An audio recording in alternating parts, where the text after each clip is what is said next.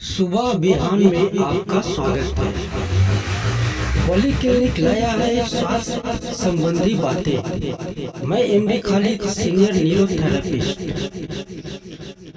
आज हम चर्चा करते हैं पोस्चर डिसफंक्शन या खराब पोस्चर के बारे में। हमारी स्पाइन में कुदरती तौर पर नेचुरली अंग्रेजी के एस आकार जैसा कार्य पाया जाता है। ये कर्व हमें केवल एक्सरे में ही नजर आ सकता है। स्पाइन का एक्सरे जब साइड लेटरल व्यू से लिया जाता है तब हमारी स्पाइन इस कर्व की नजर आती है, और जब एक्सरे आपके सामने से लिया जाता है तब यही स्पाइन बिल्कुल सीधी नजर आती है। जब कभी भी हमारी गलती लाइफ स्टाइल, गलत पोस्चर या किसी दुर्घटना की वजह से स्पाइन का ये नॉर्मल कर्व बिगड़ जाता है तो इसे पोस्चर डिसफंक्शन या खराब पोस्चर कहते हैं। इस गलत पोस्चर की वजह से हमारी मसल्स को शरीर का बैलेंस बनाए रखने में ज्यादा मेहनत करना पड़ती है। यदि ये गलत पोस्चर थोड़े समय के लिए है तो कोई प्रॉब्लम नहीं होती, लेकिन यदि ये गलत पोस्चर लंबे समय तक रहे तो हमारी मसल्स, लिगामेंट और टिश्यू धीमे धीमे कमजोर होकर खराब होने लगते हैं, जिसका असर हमारे जॉइंट पे पड़ने लगता है, जिसकी वजह से हमारी मूवमेंट में कमी आने की वजह से हमारी शरीर का कुदरती लचीलापन चला जाता है, जिसकी वजह से जोड़ों में ऐंठन, दर्द या सूजन का एहसास होने लगता है। खराब पोस्चर के कई सामान्य लक्षण हैं: पीठ दर्द, कमर दर्द, गर्दन दर्द, सिर दर्द, बदन दर्द, आपके जोड़ों में मांसपेशियों में अचानक दर्द, मांसपेशियों में थकान महसूस होना, मसल्स नॉट पेन, गोल कंधे या कंधों का आगे की ओर झुक जाना, पोटबेली या एक्टोबेली विकसित हो जाना, नर्व में दबाव की वजह से आने वाला दर्द जैसे साइटिका दर्द, स्लिप डिस्क, वेस्टिबुलर सिस्टम में सामान्य जैसे चक्कर आना। खराब पोस्चर क्या है? स्वे बैक पोस्चर सबसे कॉमन टाइप का खराब पोस्चर।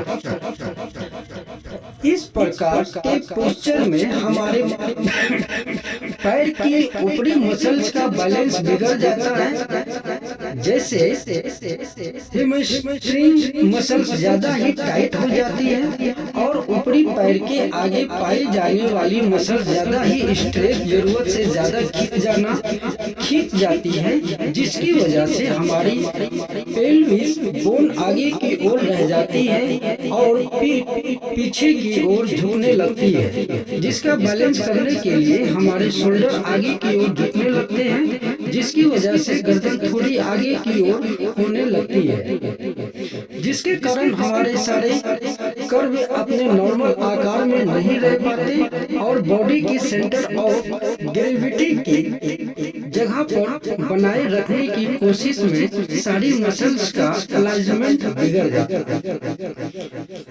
स्वे बैक पोस्चर अक्सर लंबे समय तक गलत पोस्चर में बैठने से और गलत पोस्चर में खड़े होने से हमारी हैमस्ट्रिंग और पीठ की मसल्स टाइट हो जाती है। समय के साथ उन्हें ठीक से स्ट्रेच नहीं किया गया तो वे टाइट और कमजोर मसल्स गलत पोस्चर की वजह से हमारे शरीर का वजन असामान्य रूप से बढ़ जाता है, जिसके कारण जोड़ों में अकड़न, ज्वाइंट स्टिफनेस आने लगती है, जिससे हमारी स्पाइन अनस्टेबल हो जाती है। स्वे बैक पोस्चर होने के मुख्य कारणों को हटाकर लाइफ स्टाइल को ठीक करके व नियमित स्ट्रेच एक्सरसाइज को करने से हम इसे ठीक भी कर सकते हैं। Hyperlordosis posture. हाइपरलोडोसिस वो पोस्चर होता है जिसमें हमारी स्पाइन में मौजूद कमर का कर्व ज्यादा हो जाता है, जिसमें हमारा पेट आगे की ओर निकलने लगता है और हमारे हिप पीछे बाहर की ओर निकलने लगता है, जिसके कारण हमारी कमर में गड्ढा नजर आने लगता है। इस लुम्बर हाइपर कर्व की वजह से या कमर में ज्यादा प्रेशर की वजह से कमर दर्द, स्लिप डिस्क, साइटिका नर्व में दबाव आने पर पैरों में सुन्नपन जैसा एहसास हो सकता है। हाइपरलोडोसिस कर्व में ग्लूट मसल्स व एब्डोमिनल मसल्स कमजोर हो जाती है और इरेक्टोर स्पाइन व हिप फ्लेक्सर मसल्स टाइट हो जाती है। हाइपरलोडोसिस कर्व होने के कई कारण हो सकते हैं, जैसे गलत जीवन शैली, मोटापा, ज्यादा हील वाली जूते या सैंडल। हाइपरलोडोसिस कर्व होने के मुख्य कारण को हटाकर लाइफ स्टाइल को ठीक करके व नियमित स्ट्रेचिंग एक्सरसाइज को करने से हम इसे ठीक भी कर सकते हैं। नेचुरली हमारे स्पाइन के बेसिक एरिया में काइफोटिक कर्व पाया जाता है। यह कर्व शरीर की स्थिति बनाए रखने और सिर का वजन उठाने के लिए काम आता है। जब ये असामान्य हो जाता है और अत्यधिक दिखने लगता है तब इसे काइफोसिस या कुबरा या हिंज बैक और राउंड बैक कहा जाता है। काइफोसिस का मुख्य कारण हमारी गलत जीवन शैली और कार्य शैली है, जैसे गलत पोस्चर में बैठकर काम करना, जिसकी वजह से ऊपरी पीठ और गर्दन की मांसपेशियों में असंतुलन हो जाता है। इस पोस्चर में गर्दन की मसल्स और चेस्ट में पाए जाने वाले पेक्टोरलिस मेजर और माइनर मसल्स टाइट हो जाती है। वह कंधों के पीछे और पीठ के ऊपरी हिस्से ट्रेपेजियम, लैटेशियम में डर्सी और रम्बाइडर्स की मसल्स कमजोर और खींची हुई होती है। खराब पोस्चर, बढ़ती उम्र, स्लिप डिस्क या कमजोर हड्डियों आदि के कारण के काइफोसिस या कुबर की समस्या हो सकती है, जिसके कारण चलने एवं काम करने में दर्द, असहज हो सकती है। काइफोसिस कर्व होने के कारण को हटाकर लाइफ स्टाइल ठीक करके व नियमित स्ट्रेचिंग एक्सरसाइज करने से हम इसे ठीक भी कर सकते हैं। फॉरवर्ड हेड पोस्चर को गलत हैबिट वाला नेक पोस्चर भी कहते हैं। हमारी आधुनिक लाइफ स्टाइल का सबसे बुरा असर हमारी स्पाइन का सबसे ऊपरी हिस्से पर पड़ा है, जिसे सर्वाइकल स्पाइन कहा जाता है।